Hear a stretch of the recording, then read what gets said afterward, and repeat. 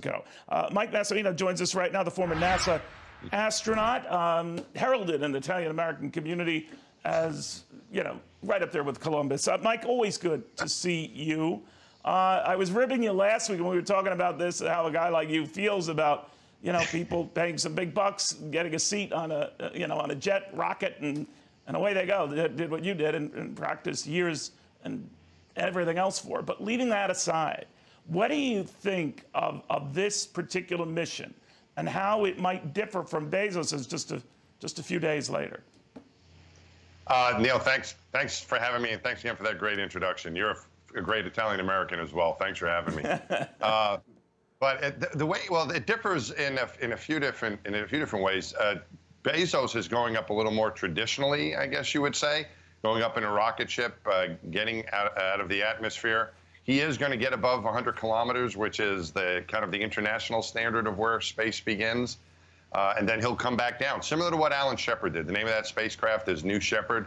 It's based very much on the flight profile that Alan Shepard went through as the first American in space.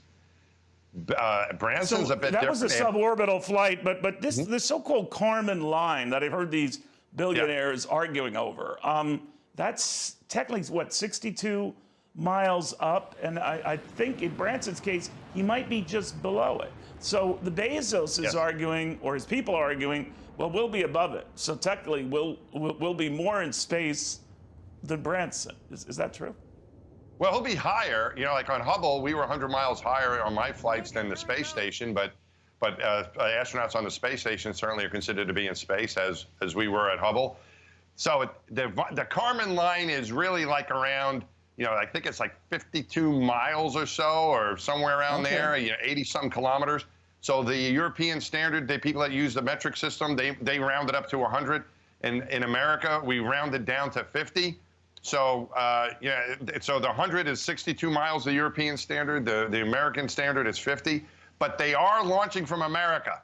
So I think we use American standards on this one. And yes, I think if you can get yourself above 50 miles, you're in space. So either way, right, one's a little bit higher than the other, but they're both in space. To your point, though, it really doesn't matter. I mean, they're both pretty, you know, nifty the way you think. The Branson one is a little bit cooler, leaving from a jet, but you're the expert. I'm not. But we do know that there's big demand for what both of these guys want to do, and that is eventually commercialize space so that everyone can do this. I understand for Branson there are already 600 flight reservations, and they're priced at $250 grand a pop. Now he hopes to bring that cost down as more interest is shown. That's a lot of money for the privilege, though. What do you think? Yeah, no, it certainly is. You know, we've talked about this before, where I was a career astronaut working for the government, and we didn't get paid a lot of money, but we didn't have to pay for the experience. And we were going for different reasons, of course. In this case, it's starting off more like a tourism experience. Maybe some research will be involved, but yeah, it's quite expensive. $250,000 for that flight on Richard Branson's spacecraft is a lot of money. The only way it's going to work long term, and I think they realize this, is that eventually the price will be coming down. And I think that makes sense.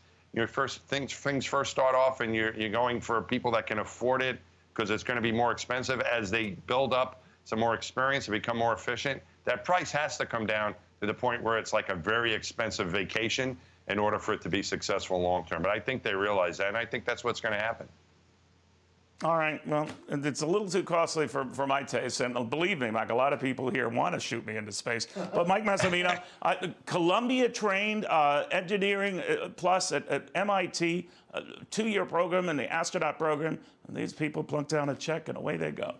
He never criticizes that. But it's a different experience than what we had. You know, we know right, that I can get the spacewalk. All right, I got it. No hard feelings. I'm excited for him.